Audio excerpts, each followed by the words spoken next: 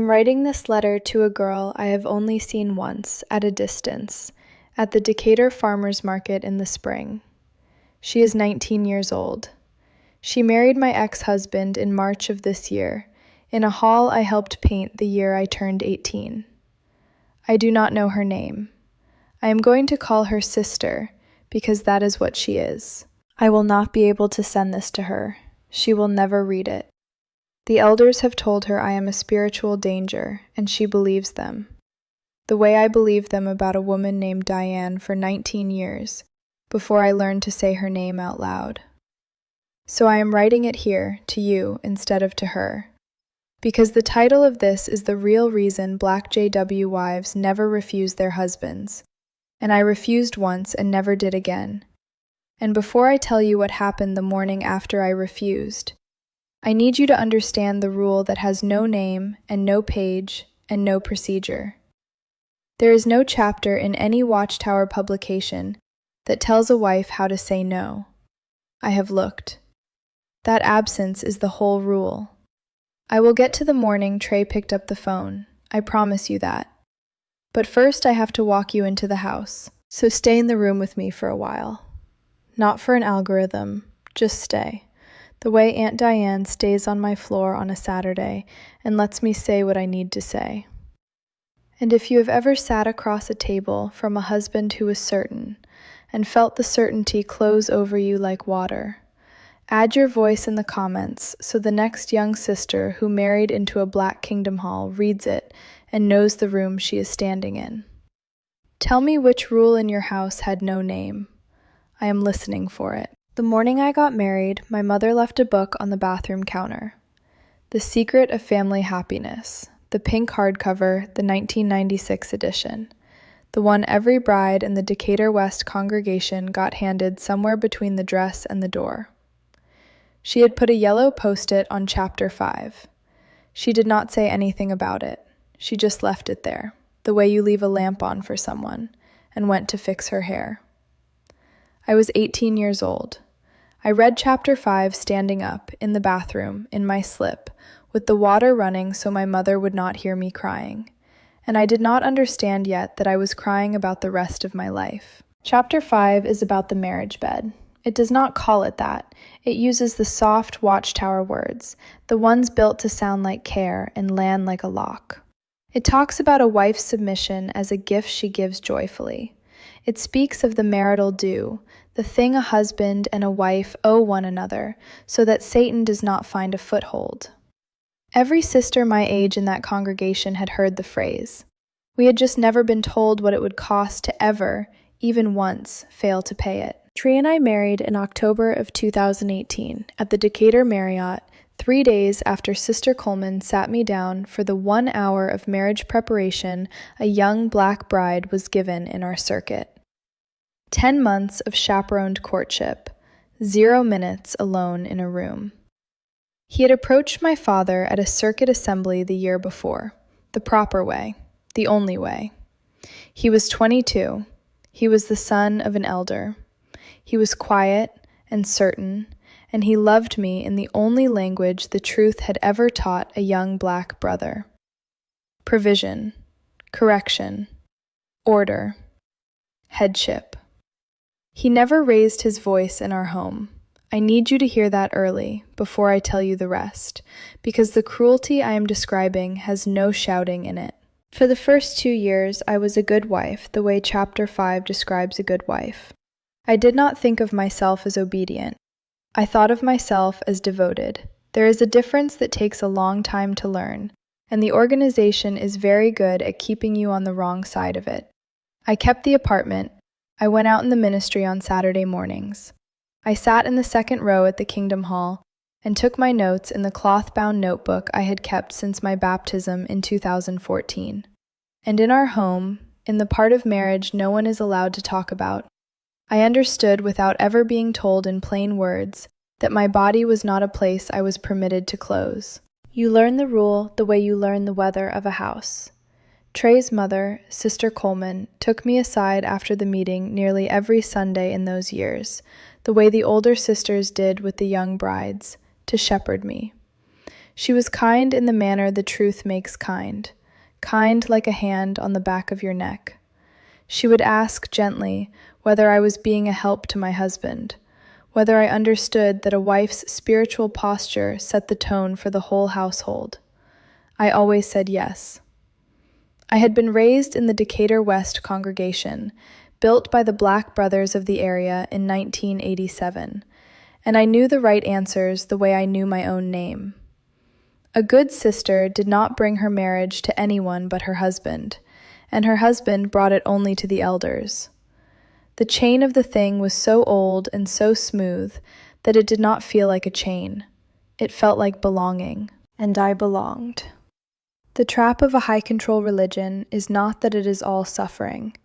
The trap is that the suffering is folded so neatly into the belonging that you cannot find the edge of one without losing the other. I want to tell you about a sister named Adrienne, because her story is the rail my own story runs along. Adrienne was 34, 3 children, a sister in good standing at Decatur West. In 2022, I was 22 then. No, I was 21. It was the year before my brother Marcus's daughter was born. Her husband wanted a 4th child, and Adrienne did not. She was tired in the way that has no scripture to cover it. She said no. Not a loud no, a wife's quiet no, across a kitchen on Memorial Drive. And her husband did the thing the system trains a brother to do when his wife says no. He called the elders. 3 brothers came to that apartment over the course of 6 months to study with Adrienne about a wife's role under headship, about the marriage due, about putting kingdom interests and her husband's headship above her own feelings. I watched it happen from the edge, the way you watch weather. The 4th child was born in 2023. Adrienne's husband won. That is the word the congregation would never use, but it is the only honest one. He won because the system was built so that he could not lose. Now let me show you the machine, because the machine is the real answer to the title. The real reason a Black JW wife never refuses her husband is not that she is afraid of him. Trey was not a man to be afraid of. He never struck me. He never once raised his voice in 6 years. The real reason is that there is no door marked no, and behind every place a door should be, there is a body of elders. Headship is the doctrine that the husband is the head of the wife, as Christ is the head of the congregation. You hear it as poetry at a wedding. You live it as administration. In the marriage bed it becomes the marital due, the teaching, drawn from the 7th chapter of 1 Corinthians, that the wife's body is not her own, but her husband's, and the husband's not his own, but his wife's. They always quote the second half to make it sound mutual. It is not lived as mutual. I have read every marriage publication the organization printed in my lifetime. The Secret of Family Happiness, the articles in the Watchtower, the portions of Shepherd the Flock of God that Tree kept his own copy of, on the shelf, where I could see the spine of it every single day. And in not one of them is there a single sentence that tells a wife what to do, what is permitted, what the procedure is, when she wants to say no. The absence is not an oversight. The absence is the instruction. A rule with no procedure for refusal is not a rule about marriage. It is a rule about ownership. And here is the part that takes years to see. The enforcement is not the husband. The husband is just the first phone call. The enforcement is the back room of the Kingdom Hall. Because in our world, a husband who could not bring his wife into submission was a husband who could not be trusted with greater privileges in the congregation. Trey was being prepared for elder. A brother on that path cannot have a wife who refuses. The same way my brother Marcus could not stay close to me once I was disfellowshipped, because the body he hoped to join would not appoint a man who could not keep order in his own house. So the pressure on me was never only on me. It ran up through Trey and into the congregation and back down again, and every part of that circuit had a reason to make sure I never closed the one door I had. Think about what that means for a sister. There is no such thing as a closed bedroom door in a religion where your husband's spiritual progress is measured by your compliance. The marital due was not a thing between two people. It was a line item on a man's qualification for office. My yes was on Trey's record the way the meeting attendance was on his record. I did not learn that in a book. I learned it the way you learn the depth of a river, by being already in it. And the publications knew how to make the silence feel like love. That is the genius of it, and I use that word with no admiration. They never wrote a sentence that said a wife may not refuse. They simply never wrote the sentence that said she may. They filled the space where that sentence should have been with words about joy and gift and avoiding Satan's foothold and a Christian wife's reasonableness. You could read every word and never find the cage, because the cage was the missing words. I have a cloth-bound notebook I kept from my baptism in 2014 until the year I left. 10 years of my own handwriting in the margins of Watchtower Studies. And nowhere in all those pages did I ever write down a question about this, because I did not have the question. The organization had made sure the question was never printed where a sister could find it and recognize her own life in it. I have to confess something here, before I tell you about the morning after, because I will not let myself be only the wronged woman in this letter. There was a younger sister, a publisher a few years behind me, who came to me once in those early years, troubled, the way I would later be troubled. She told me her husband frightened her, not with his hands, with his certainty. And I, 20-something and proud of how devoted I was, told her to pray for a softer heart. I told her a wife's submission was a gift she gave joyfully. I quoted chapter 5 at her almost word for word. I sent her back into her house with the same lock my mother had left on my bathroom counter. I did to her exactly what was done to me, and I did it believing I was helping. A woman wrote to me not long ago and asked how I could have stayed so long. This is how. I was not only a prisoner. For a while I was also a guard. Now I will keep my promise. I will tell you about the one time I refused. It was 2021. We had been married 3 years. I had buried one pregnancy already, and the congregation had shepherded me through it as though the loss were a spiritual failure of mine, a question about my faith, rather than a thing my body had survived. I was hollowed out in a way I did not have words for yet. And one night Trey reached for me, the ordinary way, the way that was simply assumed, and for the first time in my marriage, I said no. Not angry, not cold, just no, not tonight. I am not able tonight. He did not raise his voice. I want you to hear that, because it is the most important sentence in this whole letter. He did not raise his voice, and he did not strike me, and he did not argue. He went quiet, the certain quiet I knew. He turned over, and I lay there in the dark thinking, foolishly, that I had been allowed to be a person. The next morning, Trey called Elder Davis. He did it from the kitchen, not hiding it, with the door open, the way you make a call you believe is righteous. He told Brother Davis that he was concerned about my spiritual condition, that I had become resistant to his headship. He did not say the word that the refusal had been about. He did not have to. Brother Davis had presided over 20 judicial committees in that congregation. He knew the shape of the thing from the outline of it. That Sunday afternoon, 3 brothers came to our apartment off Memorial Drive.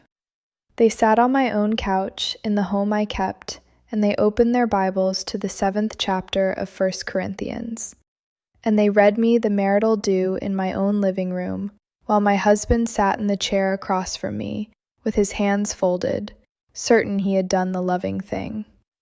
They were gentle. That is the part no one believes. There was no shouting, there was tea.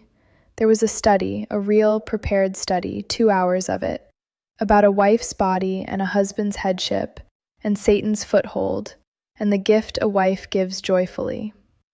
And I understood, sitting there at 21 years old, with 3 men I had known my whole life teaching me out of a book I had been baptized into, that the no I had said in the dark had a price, and that the price was this room, and that I would do anything, to never be in this room again. When they left that afternoon, they prayed with us at the door, all 5 of us in a circle in the little entryway, and Brother Davis asked Jehovah to soften my heart toward my husband's loving headship. Trey held my hand during the prayer. His hand was not cruel. That is the thing I keep coming back to. His hand was warm and certain, and he believed, all the way down, that he had just rescued our marriage. And then he came back inside, and the apartment was very quiet, and neither of us ever spoke of it again, not once, in all the years that were left. We did not need to. The point had been made by other men, so that he would never have to make it himself. I never refused again, not once, in the 3 years that followed. Not because Trey frightened me, because the room frightened me, because the elders frightened me, because the entire weight of the Decatur West congregation had been brought to bear, gently, on a single, quiet no, and I had learned the lesson the system intended me to learn. I would lie awake some nights doing the arithmetic of it. That one quiet no had cost a phone call, a Sunday afternoon, 3 Bibles, 2 hours, and a prayer at my own front door.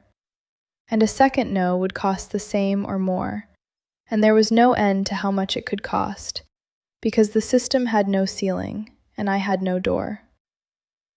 The real reason a black JW wife never refuses is not the man in the bed. It is the 3 men who will be sitting on her couch by Sunday. It took me until I was 25 to find the word for what that was. No elder ever gave it to me. No watchtower ever printed it. I found it the way I found everything that finally set me free. Slowly, alone, and then with one other woman across a kitchen.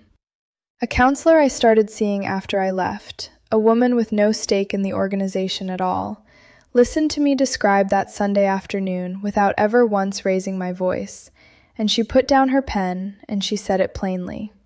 She said, "Consent that is given because the cost of saying no has been made unbearable is not consent." She did not use a headline word. She did not call it a system or a movement.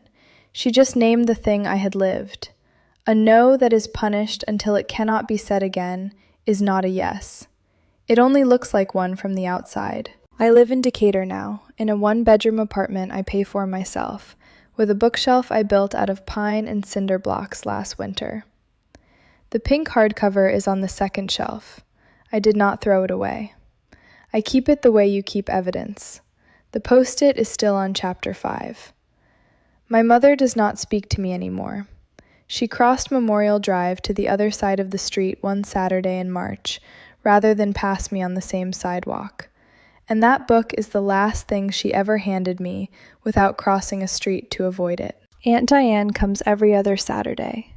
She left the same truth in 2003, after 14 years of a marriage she once called a private kingdom of small cruelties, and she was shunned by every one of us, including me, for 19 years before she found me on Instagram and sent one sentence: "When you are ready, I am here."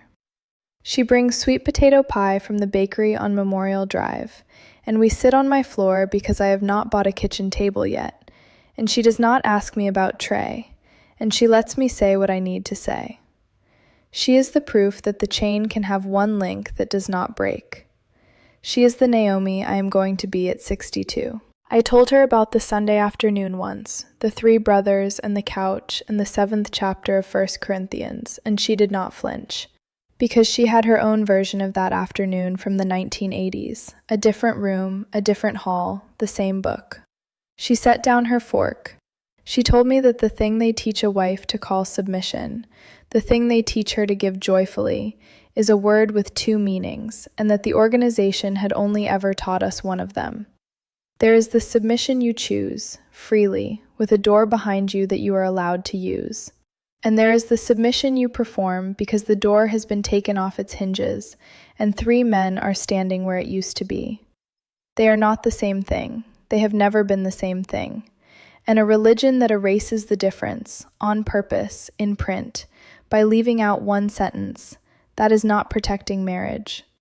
That is the quiet machinery of ownership, dressed in the language of love. I think about Adrienne still.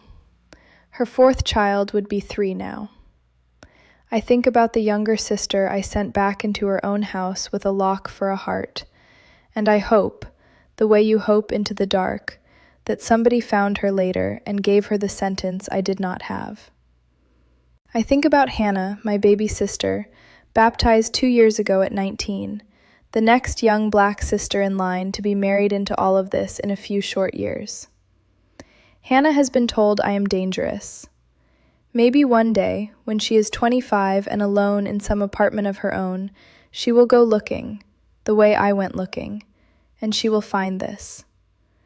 That is the only reason I can do this calmly. I am not telling it to wound anyone. I am leaving a sentence in the place where the organization left a silence. I want to be fair to Trey here at the end, because bitterness is a thing the organization gave me and I am giving it back. Trey was not a monster. Trey was a 22-year-old black brother who had been handed the exact same hour of instruction his father was handed, and his father before him, in the same hall, by the same body. He picked up that phone in 2021 believing, with his whole certain heart, that he was loving me the way a head is supposed to love. He still believes it.